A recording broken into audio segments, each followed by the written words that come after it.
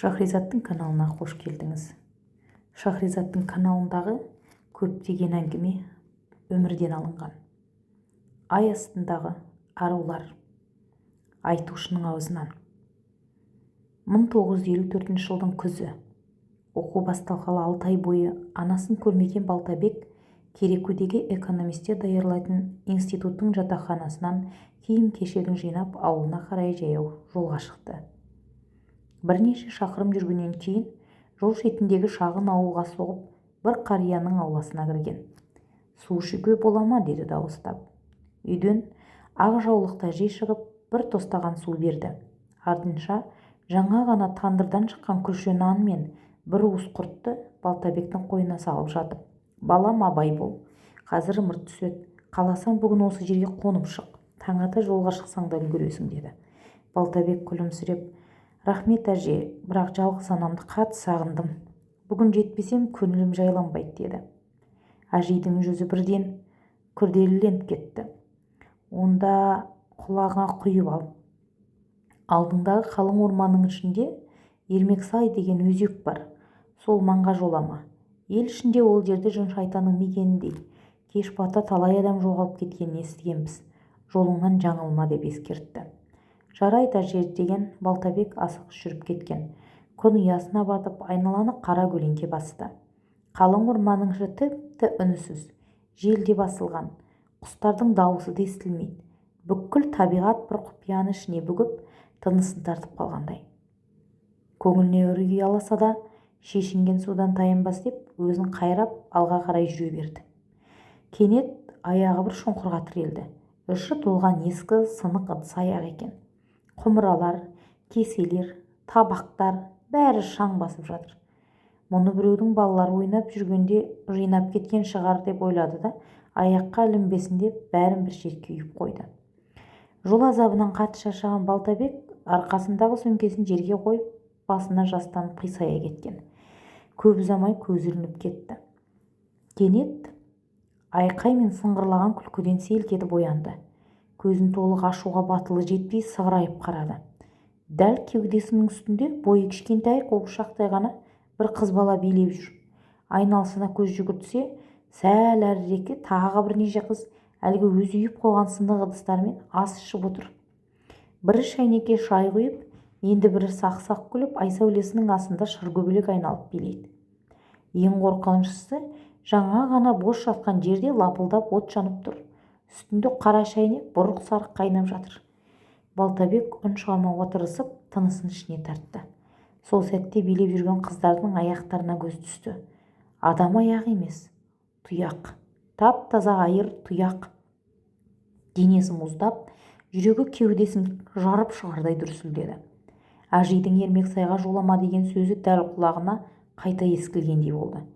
Сол кезде қыздардың бірі кенет билеуін тоқтатып, басын баяу ғана Балтабек жаққа бұрып қарады. «Қыздар, бізде қонақ бар екен ғой», деді сыңғырлаған дауыспен, бірақ адамның дауысына ұқсамайды, мүлдем басқаша. Барлығы бір мезетте күлуін доғарып, бастарын оған қарай бұрды. Ай сәулесі олардың жүзін анық көрсетіп тұр еді.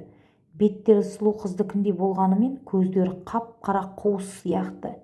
Кірпіктері жоқ. Ал күлген сайын ауыздарының екі шеті құлақтарына дейін созылып кетеді. Балтабек көзін жұмып, ішінен білетін дұғаларын қайталай бастады. Сол сәтте әлдекім сыбырлағандай болды. «Артымызға қарама, не естісең де үндеме». Ол бұл дауыстың қайдан шыққанын түсіне алмады. Балтабек кірпік қақпастан көзін жұмып жата берді. Жүрегі кеудесін жарып шығардай соғып тұр.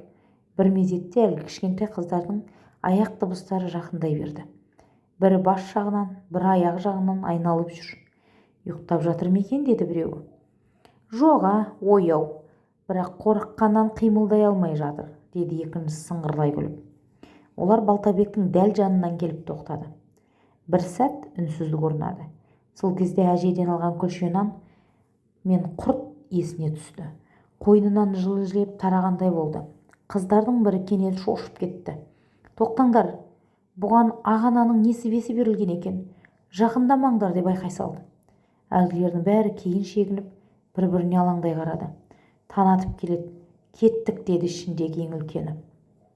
Дәл сол сәтте алыстан әтештің дауысы естілгендей болды. Орман арасынан бозамық таңның жарығы білінді. Лапылдап жанған от бір сәтте сөніп, шәйнек те, ыдыстар да, билеп жүрген қыздар да тұмандай сейіле бастады. Көзді ашып жұмғанша айнала қайтадан қап-қара орманға айналды. Балтабек орнынан атып тұрды. Жан-жағына қараса ешкім жоқ. Тек өзі кеше бір жерге үйіп қойған сынық ыдыстар қайтадан шашылып жатыр екен. Ол сөмкесін арқалап, артына бірде-бір қарамастан қаша жөнелді. Орманнан шыққанша аяғын баяулатқан жоқ. Түс ауа ауылына аман жетті. Есіктің алдында күтіп тұрған анасы баласын көре сала құшағына басты. «Балам, түсімде сені бір қараңғылық қоршап тұр. Түні бойы кірпігім ілінбеді. Алла сақтапты», деді көзіне жас алып. Балтабек болған жайды анасына түгел айтып берді. Анасы үнсіз тыңдап тұрып: «Періште ниетті адамның жолын жаратқан әрқашанда қорғайды. Кеше жолыққан әже де тегін адам болмаған шығар.